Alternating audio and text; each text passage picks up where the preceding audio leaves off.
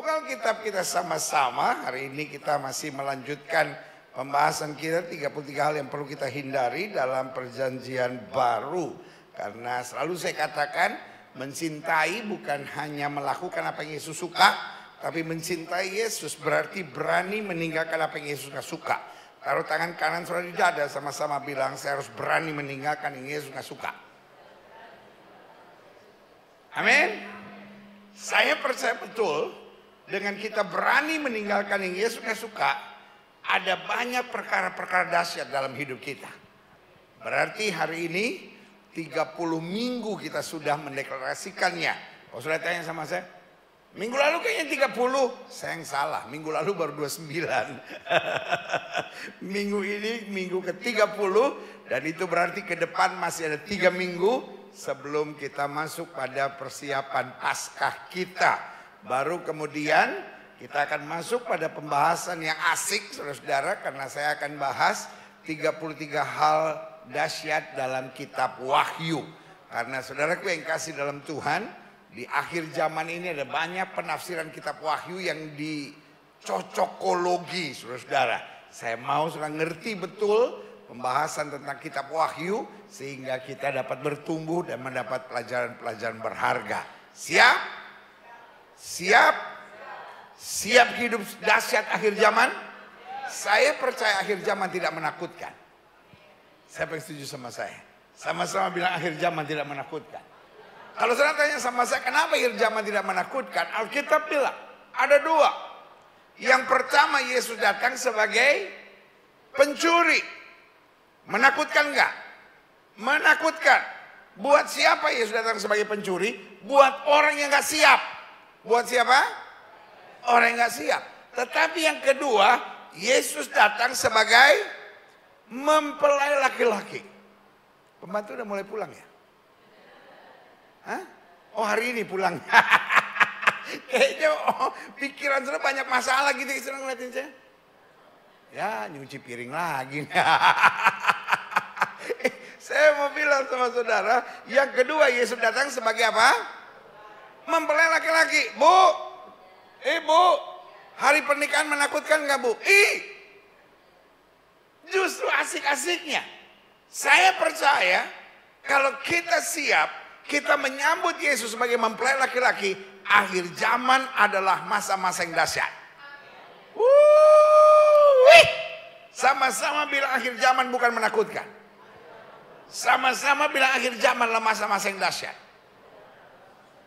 Mulai 3 minggu ke depan itu akan kita bahas. Dan saya berdoa supaya roh sudah menyala-nyala. Itu sebabnya saya awali dengan penjelasan tentang ceritakan kemuliaannya. Supaya sungguh di akhir zaman ini kita jadi orang-orang percaya menceritakan kemuliaan dan kebesaran Tuhan. Berikan tepuk tangan yang meriah buat Tuhan. Dan di hari minggu ke-30 ini atau pembahasan ke-30 ini, yang kita sedang mau bahas, janganlah biarkan kemenanganmu digagalkan. Yesus gak suka. Karena Yesus sudah bayar harganya. Sama-sama bilang Yesus sudah bayar harganya. Karena Yesus sudah bayar harganya, dia gak mau kemenangan kita digagalkan. Jangan sampai kita yang sebut diri anak Tuhan, kita yang sebut diri orang percaya, kita yang menyebut diri sebagai umat tebusan, tapi kemenangan kita digagalkan. Makanya Alkitab bilang Tuhan Allahmu ada di antaramu sebagai pahlawan yang memberi kemenangan. Ia bergirang karena engkau dengan sukacita. Tuhan mau kita selalu mengerti kemenangan kita. Taruh tangan kanan saudara di dada dan bilang saya pemenang. Saudara-saudara yang ada di rumah ketika live chat saudara, saya pemenang. Yes. Nah, ini yang kita mau belajar hari ini. Kolose 2 ayat 16 sampai 23. Carilah apa saudara? Perkara yang di atas. Jadi sudah jelas. Supaya kemenangan kita tidak gagalkan, kita harus mengerti perkara yang di atas. Karena itu, janganlah kamu biarkan orang menghukum kamu, mendiskreditkan kamu, mengintimidasi kamu mengenai makanan, minuman, hari raya, bulan baru, ataupun hari Sabat. Semuanya ini hanyalah bayangan dari apa yang harus datang. Sedang wujudnya ialah Kristus. Kristus sedang membuka rahasianya. Bukan manusia untuk hari Sabat,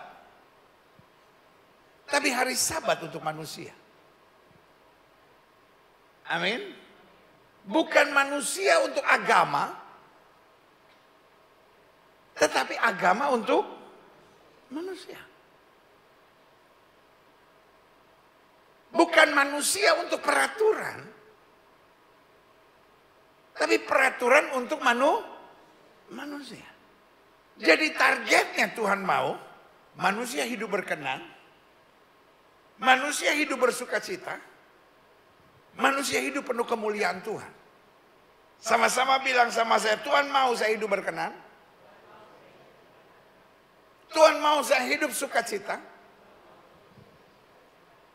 Tuhan mau saya hidup dalam kemuliaan. Karena itu Tuhan membuat aturan.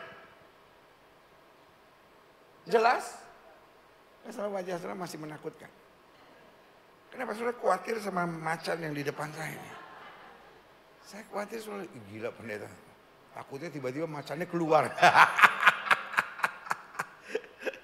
Tuhan mau apa saudara kita hidup? Berkenan. Apa? Bersukacita. Dan yang ketiga apa? Mengalami kemuliaan.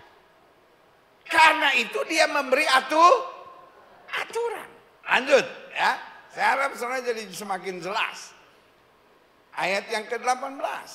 Janganlah kamu biarkan apa?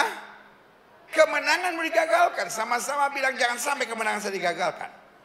Oleh orang-orang yang pura-pura merendahkan diri, beribadah pada malaikat, berkajang pada penglihatan-penglihatan tanpa alasan, membesar-besarkan diri oleh pikiran yang duniawi, sedang ia tidak berpegang teguh kepada kepala dari mana seluruh tubuh yang ditunjang dan diikat menjadi satu oleh urat-uratnya, oleh sendi-sendinya menerima pertumbuhan ilahinya.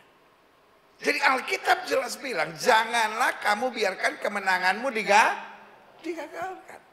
Tadi Alkitab bilang jangan dicuri, sekarang jangan digagalkan. Apabila kamu telah mati bersama-sama dengan Kristus, taruh tangan kanan saudara di dada, sama-sama bilang saya mati bersama Kristus. Dan bebas dari roh dunia. Ayat Alkitab bertanya kepada kita, mengapa kamu masih menaklukkan diri pada rupa-rupa peraturan, seolah-olah kamu masih hidup di dunia. Alkitab tidak ajarkan bahwa saya tidak boleh ikuti aturan, tetapi jangan terintimidasi. Lanjut. Jangan jamah ini, jangan kecap ini, jangan sentuh ini. Semuanya itu hanya mengenai barang-barang yang binasa oleh pemakaian dan hanya menurut perintah-perintah dan ajaran-ajaran manusia. Peraturan-peraturan ini walaupun nampaknya penuh hikmat, dengan ibadah buatan sendiri seperti merendahkan diri, menyiksa diri, tidak ada gunanya selain untuk memuaskan hidup duniawi. Ada orang yang berpikir, makin saya menderita, makin saya miskin, makin saya rohani. No, Alkitab sedang mengajarkan Tuhan mau yang pertama hidup kita berkenan kepada Tuhan. Yang kedua Tuhan mau saya bersukacita. Dan yang ketiga Tuhan mau saya hidup dalam kemuliaan. Jadi hidup Kristen bukan bagaimana semakin menderita. Kristus menderita supaya kita mengalami kemenangannya. Menderita semuanya. Amin ke apa ke. Kristus menderita supaya kita mengalami kemenangannya. Saudara bayangkan. Bu. Ibu-ibu siap menderita supaya anak-anaknya bahagia. Siapa yang setuju sama saya? Oh cuma 2 ibu. Terus yang lain ibu pengen anak ibu menderita. Berat juga jadi anak ibu ya. Bu, siapa ibu yang siap menderita supaya anak-anaknya bahagia? Jangan cuma ibu-ibu loh bu. Pak, siapa yang siap menderita supaya anak-anaknya bahagia? Nah, buat saudara yang angkat tangan. Ibu-ibu yang siap menderita, bapak-bapak yang siap menderita supaya anaknya bahagia. Pertanyaan saya, Bagaimana kalau ibu udah menderita, bapak udah menderita, anak juga menderita? Bahagia Pak? Aduh saya puji Tuhan loh, saya udah menderita. Haleluya, anak saya juga menderita. Segala kemuliaan buat Tuhan. Sakit jiwa lupa. Bapak setuju sama saya? Kan ada orang yang masih berpandangan, makin saya menderita, Yesus makin happy. Bayangkan saja, Bapak udah menderita nih Pak. Bapak rela kerja 20 jam, 19 jam supaya anak-anak bisa sekolah. Puji Tuhan Pak, dia nggak sekolah Pak. Menderita Pak. Hidupnya lebih susah dari Bapak. Pertanyaan saya, Bapak bangga nggak? Bayangin loh, saya menderita supaya anak-anak saya bahagia. Puji Tuhan, dia lebih menderita dari saya. Pak, something is wrong with you. Engkau menangis bahagia dan berkata, saya waktu itu kerja habis-habisan banting tulang. Istri saya juga kerja habis-habisan banting tulang. Tapi sekarang anak saya hidupnya sukses luar biasa. Pertanyaan saya, Bapak Ibu bahagia nggak Pak? Seperti itulah Kristus, Tuhan Allahmu ada di antaramu sebagai pahlawan yang memberi kemenangan. Ia bergirang karena engkau dengan bersuka cita. Yesus menderita supaya kita mengalami kemenangan dan kemuliaan Tuhan. Berikan tepuk tangan yang meriah buat Tuhan. Jelas? Lanjut. Kerja Roh Kudus ketika kita bersalah adalah mengingatkan, menyadarkan kita sehingga menuntun pada pertobatan. Tuhan mau nggak kita salah? Hello? Tuhan mau nggak kita salah? Apa mas saya ulangi terus saja. Tuhan mau nggak kita salah? Tuhan mau nggak kita salah? Sama-sama bilang Tuhan nggak mau kita salah. Tuhan mau nggak kita tertekan? Tidak. Jadi kalau kita salah, yang pertama Roh Kudus mengingatkan, saya salah. Habis itu dia sadarkan, nggak boleh saya begini nih. Tapi saya tahu ada Yesus yang mau mengampuni saya. Sehingga menuntun saya pada pertobatan. Nah saya mau ini saudara hafal di luar kepala. Roh Kudus mengingatkan, menyadarkan dan menuntun pada pertobatan. Sama-sama bilang sama saya. Roh Kudus mengingatkan, Roh Kudus menyadarkan, dan Roh Kudus menuntun pada pertobatan. Jelas? Jadi kalau saya sudah bertobat, lalu saya masih merasa berdosa, masih merasa bersalah, masih merasa melakukan yang tidak berkenan kepada Tuhan. Itu bukan karya Roh Kudus. Roh Kudus mengingatkan, menyadarkan, dan menuntun pada pertobatan. Tetapi ini yang saya mau bilang, iblis pun menyamar sebagai malaikat terang. Klik. Kerja setan adalah mendakwa, membuat rasa bersalah, menuntun pada penyesalan dan rasa bodoh yang menekan Roh Kudus. Maksud saya, setan kelihatannya bekerja seperti malaikat terang. Yang pertama dia mendakwa kita. Alkitab saya bilang, iblis itu adalah pendakwa yang mendakwa kita apa? Siang dan malam. Betul? Kamu salah, kamu dosa, kamu nggak benar, anak Tuhan model apa kamu nggak pantas pelayanan. Dia dakwa kita. Setelah dia dakwa, dia membuat kita rasa bersalah. Apa bedanya Simon Petrus sama Yudas? Simon Petrus mendengar suara Roh Kudus. Dia diingatkan. Dia disadarkan. Setelah itu dia bertobat.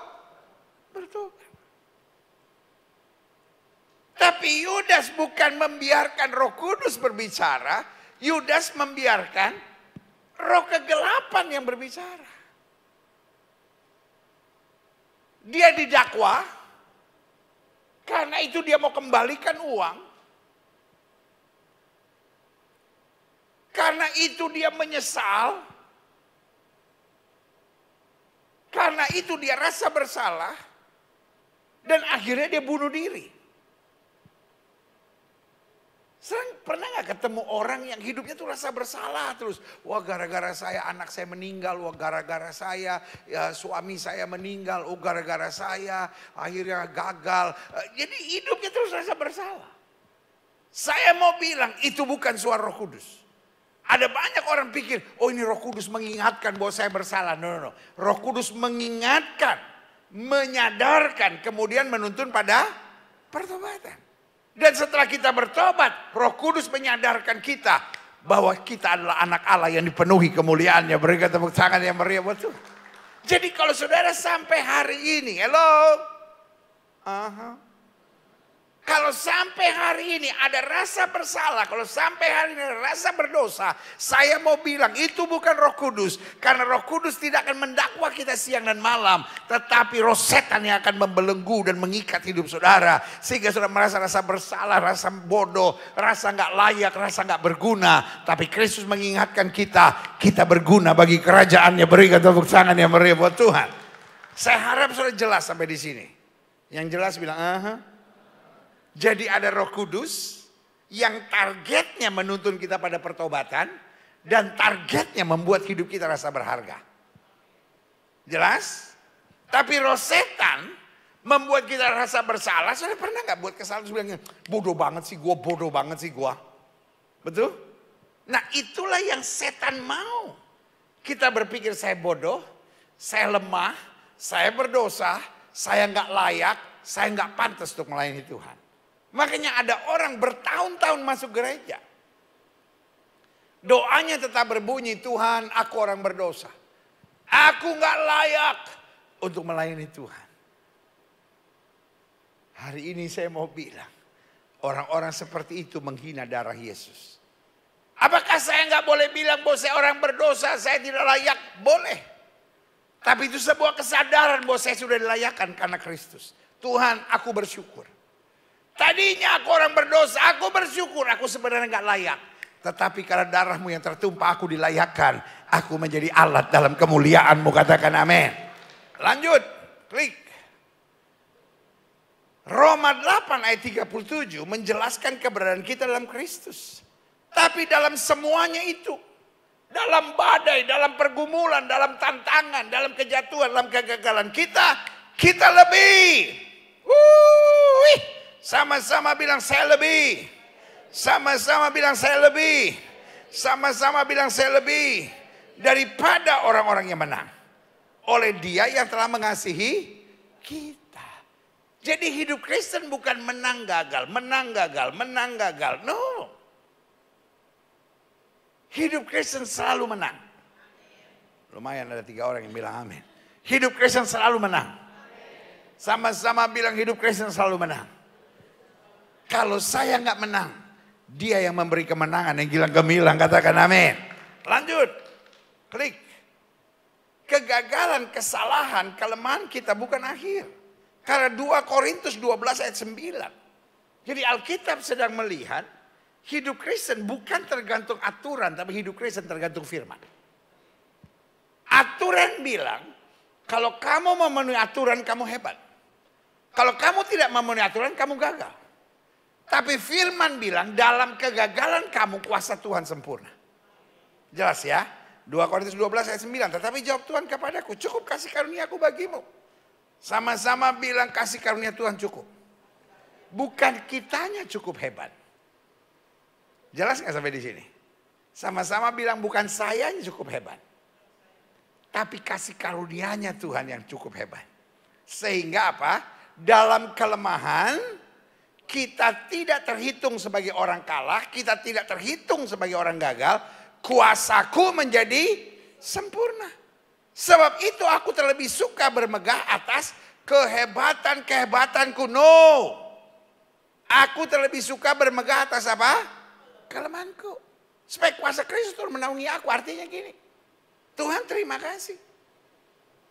Meskipun aku gagal, engkau tidak pernah gagal.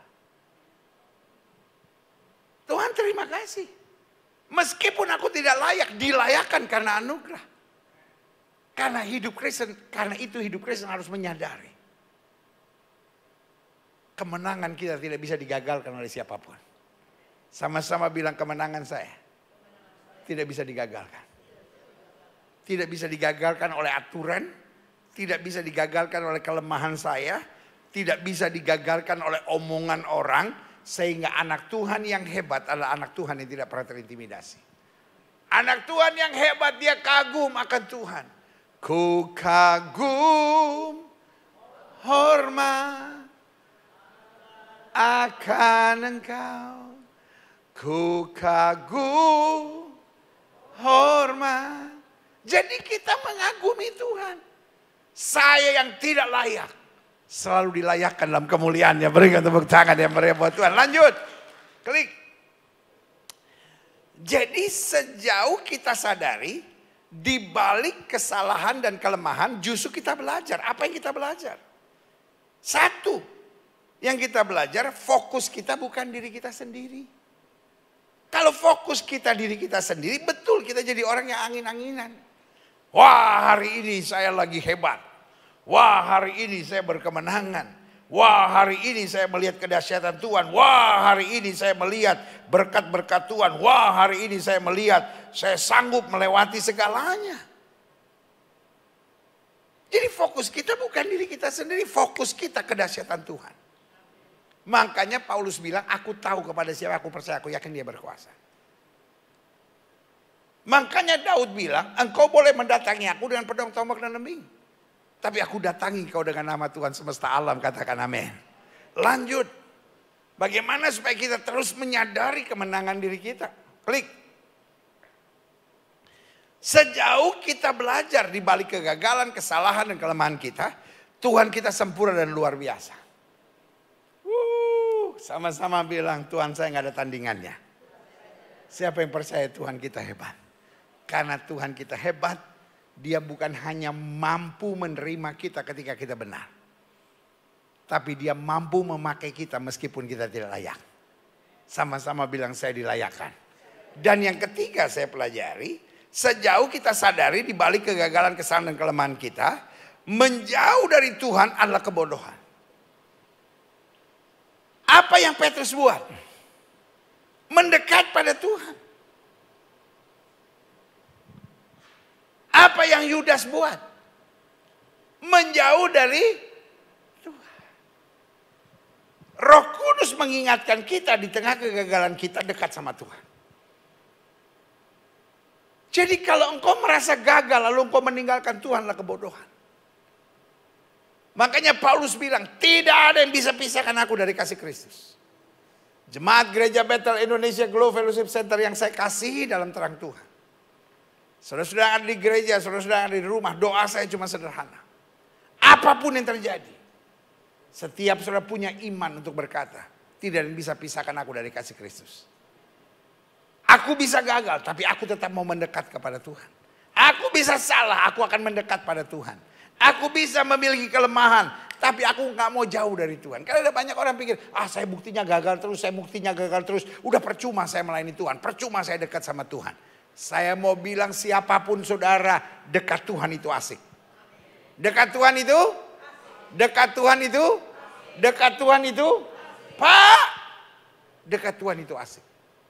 Ibu dekat Tuhan itu asik. Adik-adik muda dekat Tuhan itu asik. Berapa banyak pun kau gagal, jangan lari, jangan tinggalkan pelayanan. Dekat sama Tuhan, engkau alami kemuliaannya. Berikan tepuk tangan yang meriah buat Tuhan. Lanjut, klik. Nah, akhirnya saya simpulkan begini. Jadi jelas, hidup Kristen sebenarnya menghadapi paradoks. Paradoksnya apa? Karena Tuhan mempersiapkan kemenangan besar, sementara iblis mau. Karena iblis nggak bisa tahan kemenangan kita. Sama-sama bilang iblis nggak bisa tahan kemenangan kita. Kenapa iblis nggak bisa tahan? Karena bukan kita yang menang, tapi Kristus yang menyatakan kemenangannya. Yang iblis bisa buat adalah setelah kita mendapatkan kemenangan, dia intimidasi kita, dia serang kita, dia coba jatuhkan kita, sampai perasaan kita dicabik-cabik, diaduk-aduk, sampai kita pikir, saya kayaknya nggak layak. Saya kayaknya nggak pantas. Ini yang Yesus nggak suka. Yesus mau setelah dia korbankan segala-galanya. Satu, kita hidup berkenan. Dua, kita hidup sukacita. Dan yang ketiga, kita hidup dalam kemuliaannya. Berikan tepuk tangan yang meriah buat Tuhan. Amin. Klik. Nah, saya coba pelajari bagaimana iblis mau menggagalkan kemenangan kita. Satu, kemenangan kita digagalkan jika kita dibelenggu dengan rasa bersalah. Ada banyak orang yang masih pikir rasa bersalah itu asalnya dari Roh Kudus. Yang saya mau bilang, Roh Kudus menyadarkan kita berharga. Jadi kalau saya bersalah dan membuat saya balik, membuat saya bangkit, membuat saya mendekat pada Tuhan, membuat saya meninggalkan dosa, itulah Roh Kudus. Tapi kalau rasa bersalah membuat saya lemah, membuat saya meninggalkan pelayanan, membuat saya pikir percuma saya berdoa, percuma saya pertahankan rumah tangga. Rumah tangga saya udah gak mungkin bisa dipertahankan. Saya mau bilang itu suara setan. Dia mau coba gagalkan kemenangan. Tapi anak-anak Tuhan tetap bersemangat. Selalu ada jalan keluar di dalam Kristus. Katakan amin. Yang kedua, kemenangan kita digagalkan jika kita sibuk dengan apa? Mengukur orang lain. Ya, tapi saya kan nggak seperti dia pendeta. Tapi buktinya pendeta, dia setelah bertobat, wah seluruh rumah tangganya dipulihkan oleh Tuhan. Dia setelah bertobat, wah berkat Tuhan mengalir. Saya setelah bertobat kok hidup saya susah. Setiap orang punya jalannya masing-masing. Bu!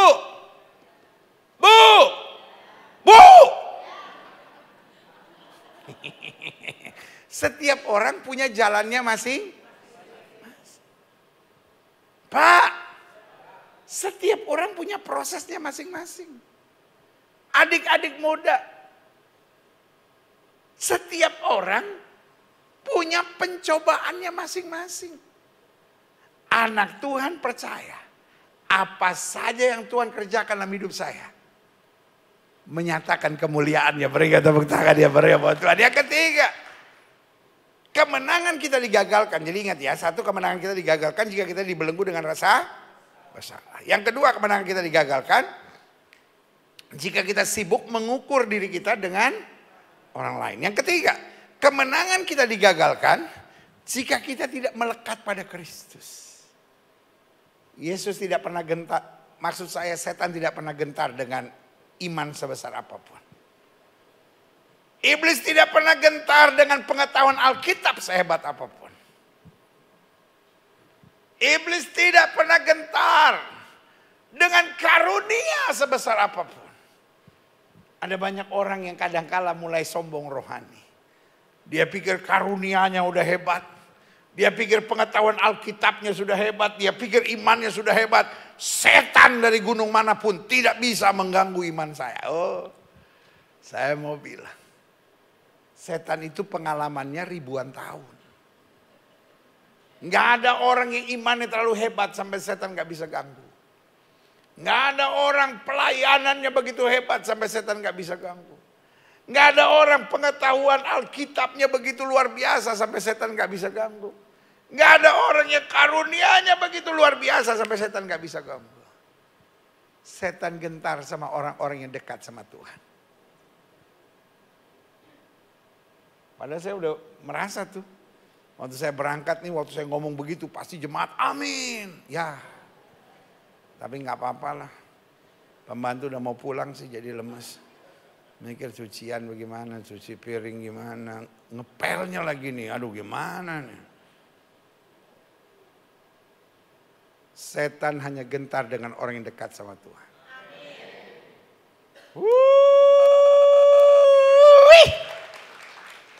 Kalau saudara nggak punya karunia hebat nggak apa-apa. Kalau saudara nggak punya pengetahuan Alkitab banyak nggak apa-apa. Kalau saudara pelayanan nggak hebat, saya mau bilang nggak apa-apa. Imanmu nggak besar sekalipun. Yesus bilang apa? Iman sebesar biji sesawi dapat memindahkan gunung.